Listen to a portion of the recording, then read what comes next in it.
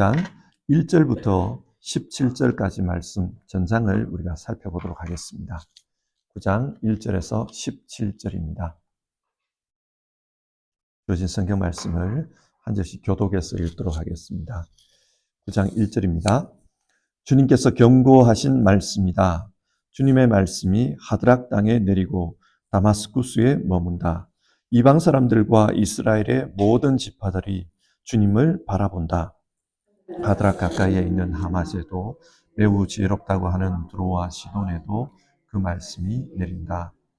두로가 저를 지킬 요새를 짓고 티끌처럼 은을 긁어 모으고 길거리에 진흙같이 금을 쌓아 놓았지만 주님께서 그들을 내쫓으시며 바다에서 떨치던 그의 힘을 깨뜨리시고 성읍을 불에 태워 멸하실 것이다. 아스글론이 그것을 보고 두려워할 것이며 가사도 무서워서 벌벌 떨 것이며 에그론도 희망을 잃고 떨 것이다.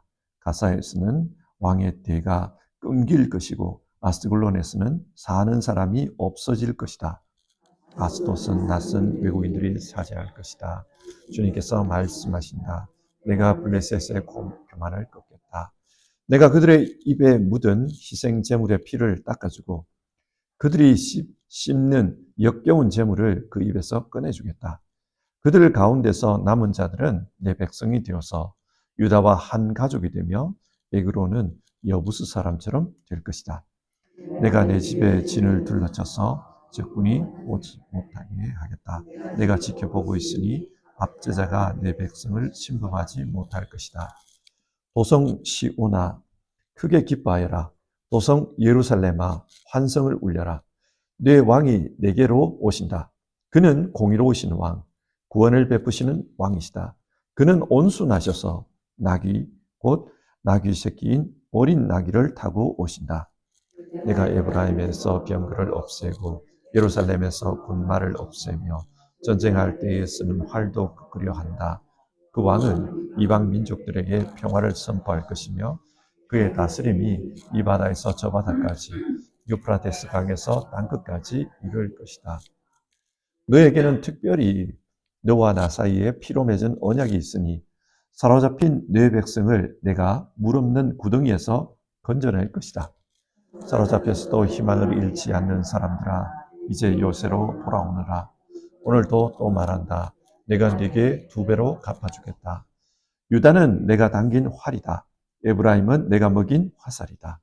시온아 내가 네 자식을 불러 세워서 그리스의 자식들을 치게 하겠다. 내가 너희를 용사의 칼로 삼겠다. 주님께서 그의 백성에게 나타내셔서 그의 화살을 번개처럼 쏘실 것이다. 주 하나님이 나팔을 부시며 남쪽에서 회리바람을 일으키며 진군하신다. 만군의 주님께서 백성을 보호하실 것이니 그 백성이 원수를 섬멸하여 무림매 돌을 던지는 자들을 짓밟을 것이다.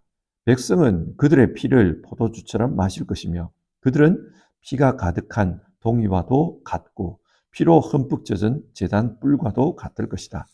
그날에 주 그들의 하나님이 백성을 양떼같이 여기시고 구원하셔서 그들을 주님의 땅에 심으시면 그들은 왕관에 박힌 보석같이 빛날 것이다. 같이 읽겠습니다. 아, 그들이 얼마나 좋고 얼마나 아름다운가. 종각들은 회곡식으로 튼튼해지고 처녀들은 새 포도주로 피어날 것이다. 아멘. 우리가 사용하는 큐티 교재에 따르면 오늘 큐티 본문은요 9장 1절부터 8절까지입니다. 그리고 내일은 9장 9절부터 17절까지인데요. 오늘 이 아침 예배에서는 9장 전장을 설교를 하도록 하겠습니다. 그리고 내일은 10장을 설교하도록 하겠습니다.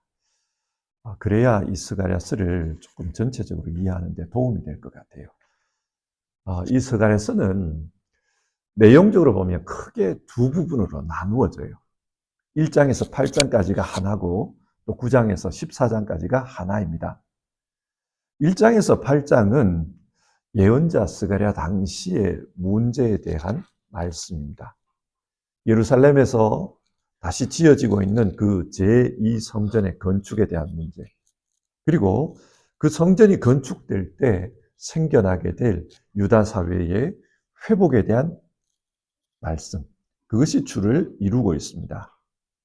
그런데 9장부터 14장까지의 말씀은 8장까지와는 완전히 달라져요. 9장부터 14장까지는 마지막 때에 있을 예언의 말씀입니다. 메시아가 오실 것이다. 메시아가 오시면 세상을 심판하고 또 자기 백성들에게 복을 주실 것이다. 그런 말씀들이 기록되어 있습니다. 그래서 이 스가랴서를 읽다 보면은요, 갑자기 9장부터 너무 분위기가 다르니까 분위기만 다를 뿐만 아니라 문체도 달라요. 그래서 신학자들은 9장부터 14장까지는 스가랴가 쓴 게 아니라 다른 사람이 쓴 게 아닌가 그렇게까지 말을 하고 있어요. 또 앞에서 그렇게 많이 말했던 제2성전 건축에 대한 이야기가 하나도 나오지가 않아요. 그래서 완전히 다른 성경처럼 느껴지기도 합니다. 그런데 이렇게 이해하면 좋을 것 같아요. 아마 이 9장을 기록할 때는 이미 성전은 건축된 것 같습니다. 그러니까 더 이상 이 성전에 대한 이야기를 할 필요가 없을 것 같아요. 사람들이 관심을 가지고 있었고 또 하나님께서 이들에게 주고자 하셨던 말씀은 메시아의 도래, 메시아께서 이 땅에 오신 것과 연관이 있습니다. 그래서 그에 대한 말씀이 이 스가랴서 9장부터 14장에 많이 기록되어 있습니다. 자, 이런 기초적인 지식을 근거로 해서 오늘부터 이 9장의 말씀, 10장의 말씀을 살펴보도록 하겠습니다. 먼저 이 9장 역시도 두 부분으로 구성이 되어 있는데요. 9장 1절부터 8절까지는 유다 주변에 있는 나라에 대한 심판의 말씀이 선포되고 있습니다. 이런 생각이 들지 않습니까? 왜 하나님은 지금 유다 주변에 대한 심판의 말씀을 이야기하는 걸까? 유다의 메시아가 오신다 그러면 그와 관련된, 유다와 관련된 말씀을 하시면 되지. 왜 유다 주변의 나라들에 대한 말씀을 하실까? 이런 질문이 듭니다. 예수님은 마지막 때에 주님께서 오시면 그때 심판이 있다고 그랬습니다. 근데 그 심판은 이중적인 성격을 가지고 있어요.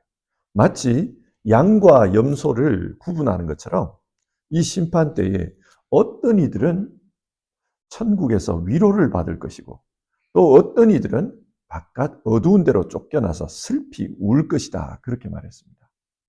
주님께서 이 땅에 오시면은 이중적인 심판이 나타납니다. 하나는 위로이고 다른 하나는 슬피 우는 것입니다.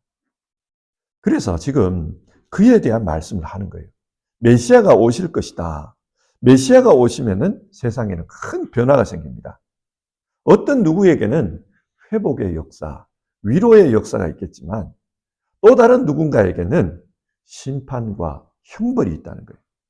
그 심판과 형벌을 받는 사람들이 누군가 1절에서 8절을 보면은 유다를 괴롭히던 그 주변 나라들이다. 그렇게 말하고 있습니다.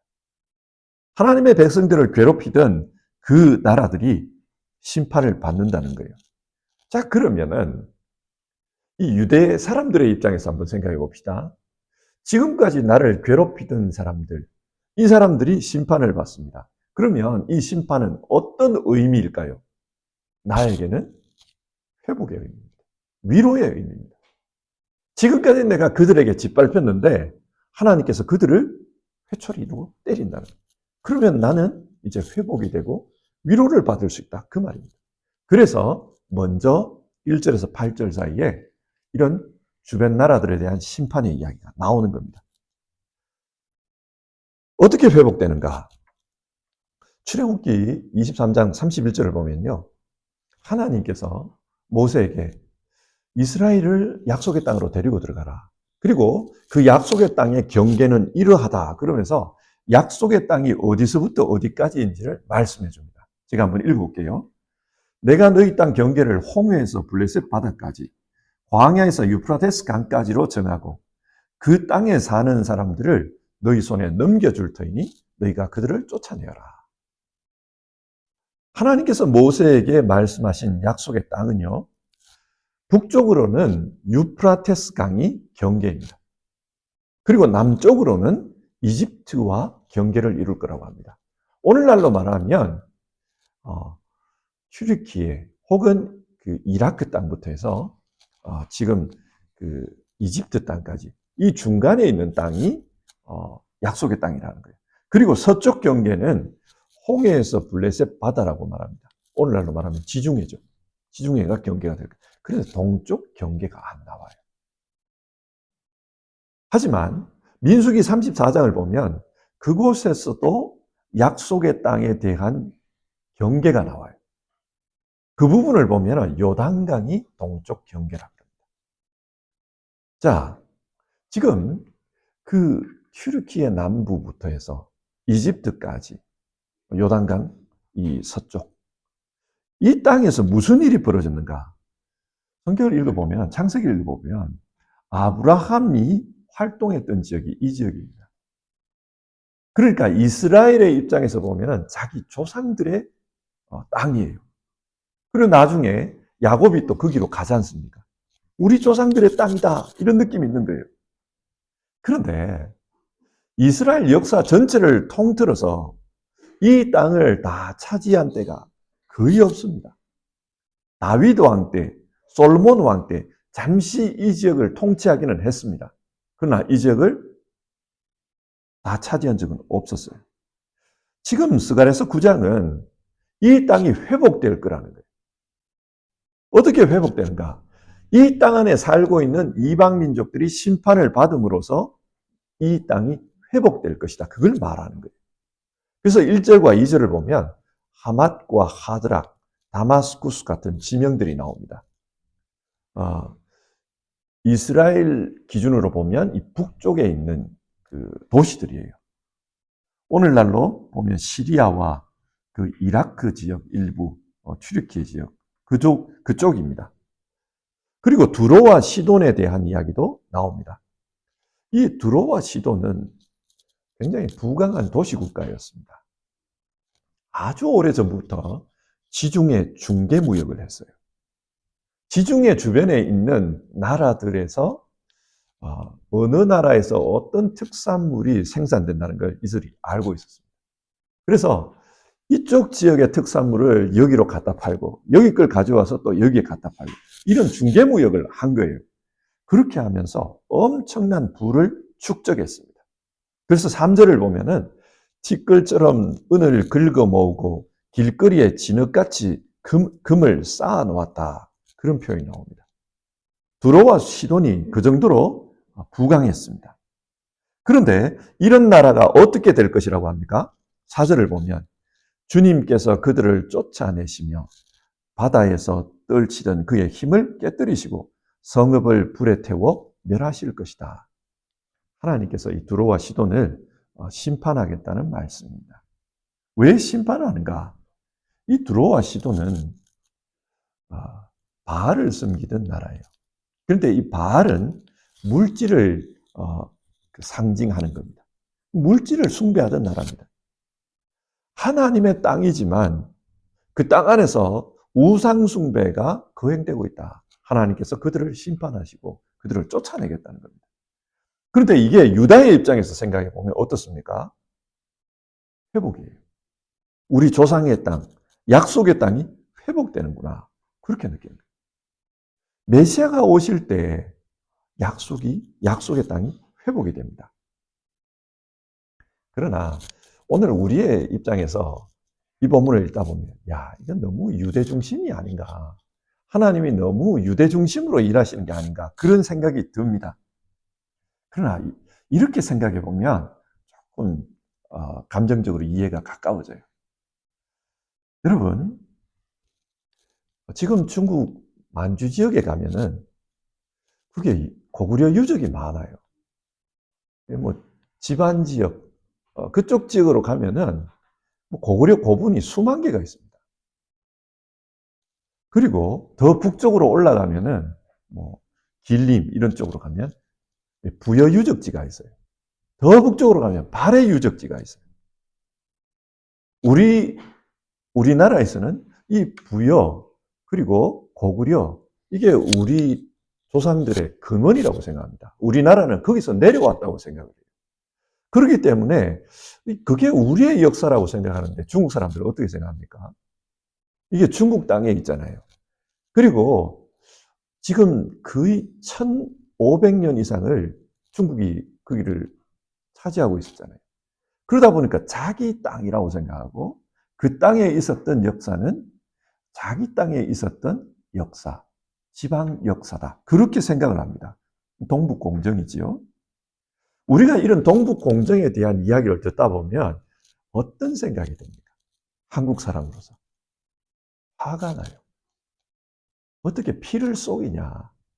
니네가 무슨 한국 사람들하고 무슨 상관이 있다고, 고구려 사람들하고 무슨 상관이 있다고, 그게 니네들 역사라고 하냐. 그게 어떻게 니네 조상이냐. 뭐 그런 화가 나잖아요. 지금 이 사람들이 그래요. 이 땅은 우리 조상 아브라함의 땅이었다. 우리 조상 야곱이 양치고 다녔던 그런 땅이었다. 그런데 이게 왜 니네 땅이냐. 이런 마음이 있는 거예요. 그런데 하나님께서 그 땅을 회복해 주시겠다고 말합니다. 그러니까 이들에게는 감사한 일이고 복음이죠. 좋은 소식이죠. 우리 조상의 땅, 우리 조상이 살았던 땅이고 모세를 통해서 하나님께서 너희들의 영역이 될 것이라고 했던 그 땅이 이제야 회복될 것이다. 그러니까 메시아가 오시면 우리에게 역사의 회복이 이루어진다. 그런 겁니다. 그리고 5절에서 8절을 보면 블레셋 땅에 대한 심판이 나옵니다.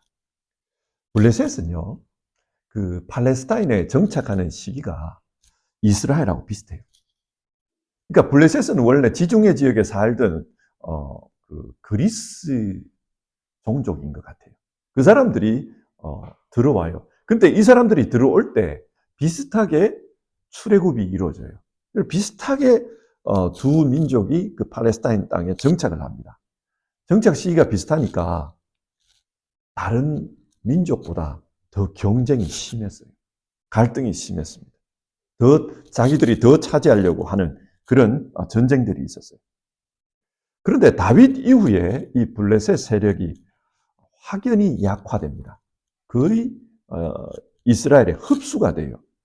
하지만 이 이스라엘 민족들이 하나님에 의해 심판을 받고 이방 땅에 포로로 끌려가자 또다시 그 지역에서 블레셋 사람들이 자신들의 세력을 확장합니다. 블레셋 사람들은 이스라엘의 불행이 우리의 행복이라고 생각했습니다. 그랬기 때문에 이 블레셋에게도 하나님께서 심판을 내리겠다. 그 이야기를 해요. 그래서 6절을 보면 내가 블레셋의 교만을 꺾겠다. 이런 말씀이 나와요. 자, 그런데 우리가 이렇게 성경을 읽다 보면 야, 이건 너무 민족주의 아니냐. 너무 민족 중심으로 역사가 진행된다고 하는 거 아니냐. 이런 생각이 들 수 있습니다. 근데 7절을 보면 조금 달라요. 7절을 보시면 그들 가운데 남은 자들은 내 백성이 되어서 유다와 한 가족처럼 되며 에그로는 여부수 사람처럼 될 것이다. 이 이방인 중에서도 남은 자들, 여기서 남은 자라는 표현은 하나님을 받아들이는 사람들, 믿게 되는 사람들, 그 사람들을 말해요.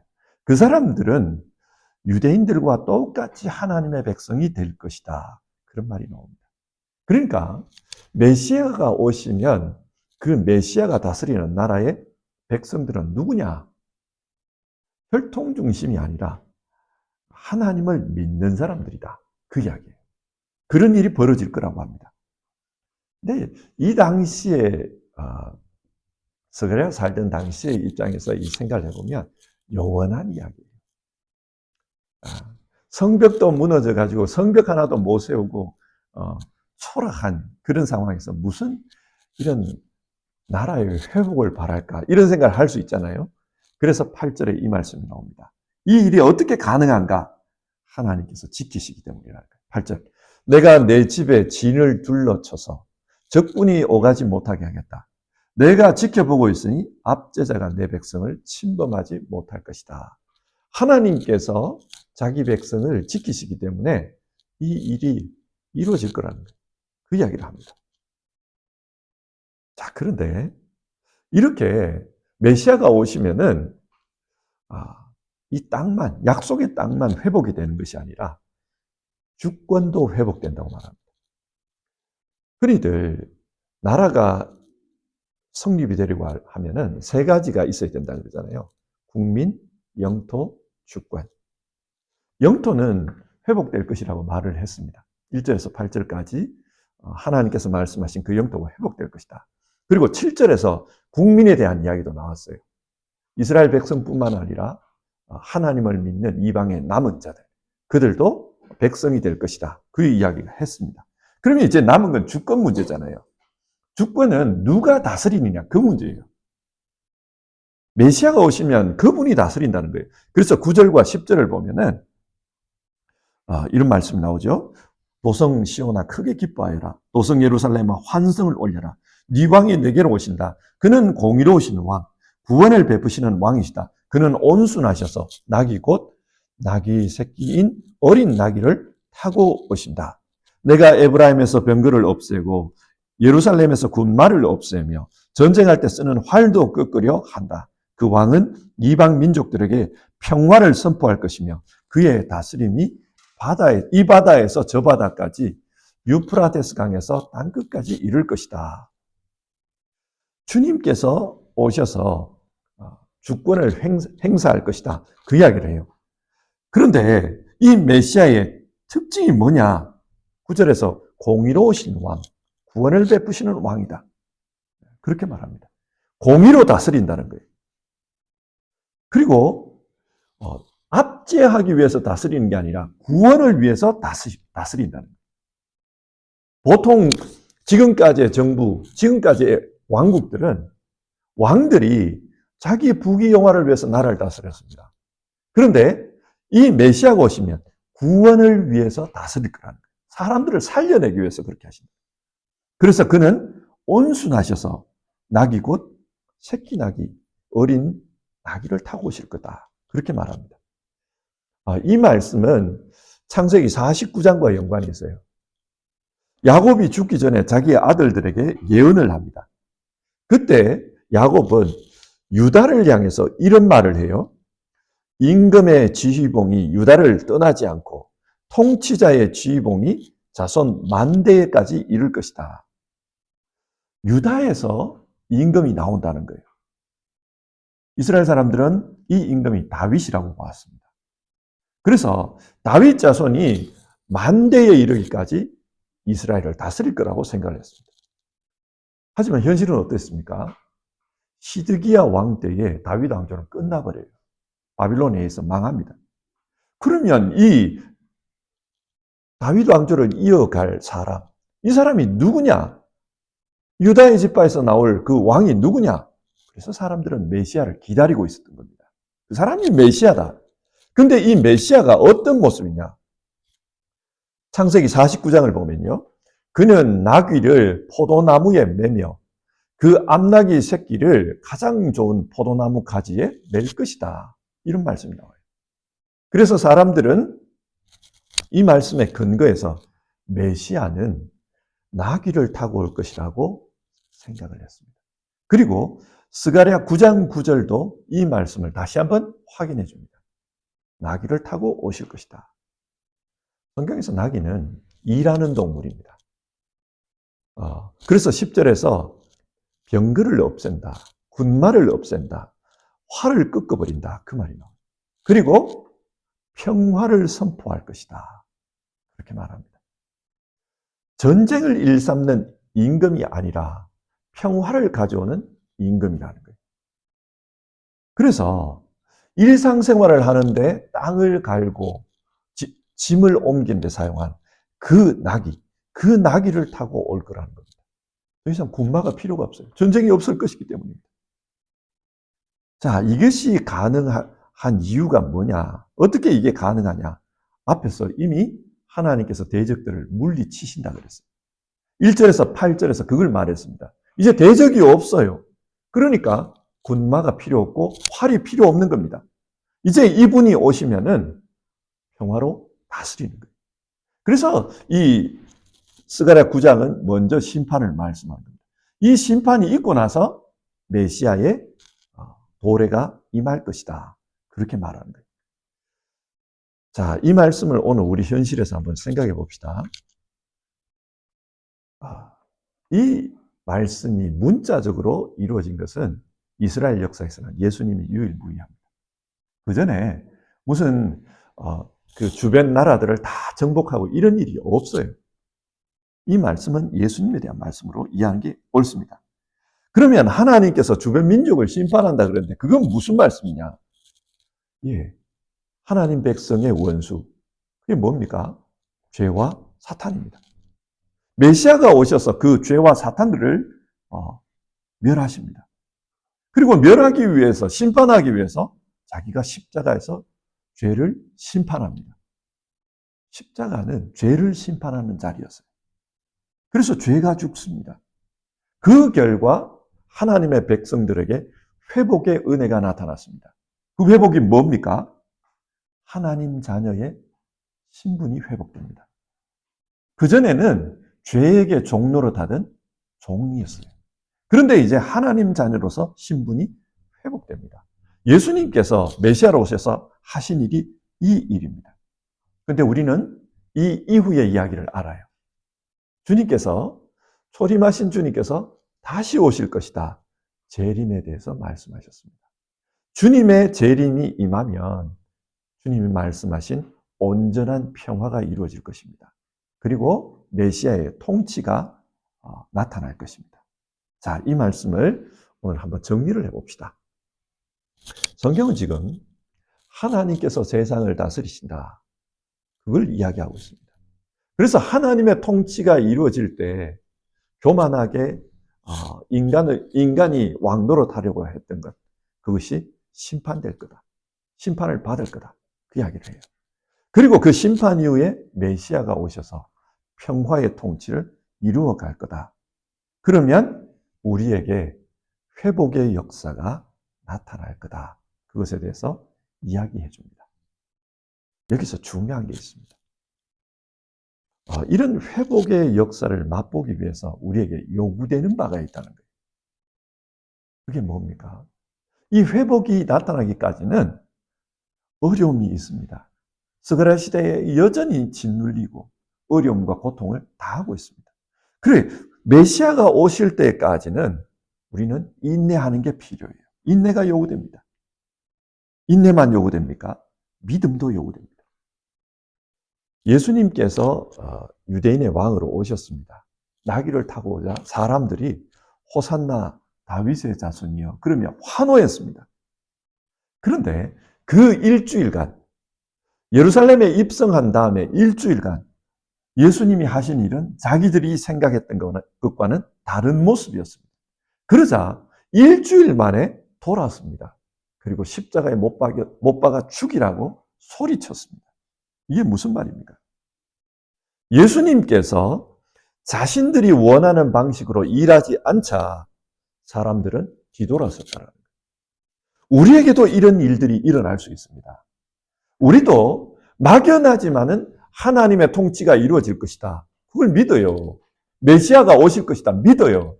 그런데 우리의 방식으로 오지 않으면 우리도 등 돌릴 가능성이 있어요. 내가 원하는 방식, 내가 예상했던 것 그대로 이루어지면 하나님의 뜻이라고 받아들이겠지만 내 생각과 다르게 하나님이 역사하시면 우리도 등 돌릴 수 있습니다. 이게 중요해요. 그래서 우리는 내가 원하는 방식으로 하나님이 일하시기를 기대해서는 안 됩니다. 오히려 하나님이 일하시는 방식에 내가 맞추려고 하는 것, 이게 중요합니다. 자칫하면 하나님에게 실망해서 떠날 수 있습니다. 내가 예상하는 대로 일이 안 이루어질 때가 있어요.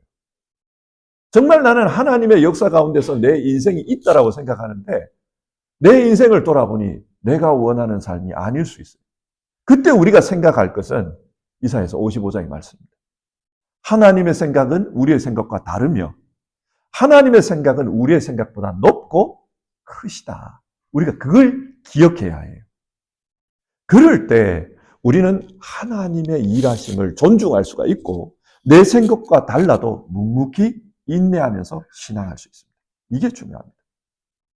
그럼 여러분, 오늘도 이 땅을 바라보면서 한숨이 나올 수 있습니다. 이게 무슨 하나님의 통치냐? 우리가 그렇게 생각할 수가 있습니다. 그리고 또 세상을 바라보다 보면은 하나님이 세상을 다스린다. 이 말씀 자체가 의심이 갈 때도 있습니다. 왜냐하면은 내가 생각한 것과는 다른 방식으로 역사가 진행되고 있기 때문입니다. 그러나 여러분, 하나님이 말씀하신 대로 예수님은 오셨고 그분이 하신 일이 있습니다. 그리고 그분은 다시 올 때 심판과 회복이 나타날 거다. 그 이야기를 했어요. 우리가 이 중간을 살아가면서 내 예상, 내가 생각하는 대로 역사가 진행되지 않더라도 하나님의 통치에 나를 맞추는 게 필요합니다. 그래서 오늘도 우리는 믿음을 가져야 합니다. 하나님의 생각은 내 생각과 다르지만 그러나 하나님의 생각이 내 생각보다 높고 더 크시다. 나는 인내함으로 살아갈 것이고 그 하나님의 통치에 나를 맞추겠다. 이 믿음이 필요합니다. 오늘 하루를 우리가 이 믿음을 선포하면서 하루를 살았으면 좋겠습니다. 우리 찬송과 같이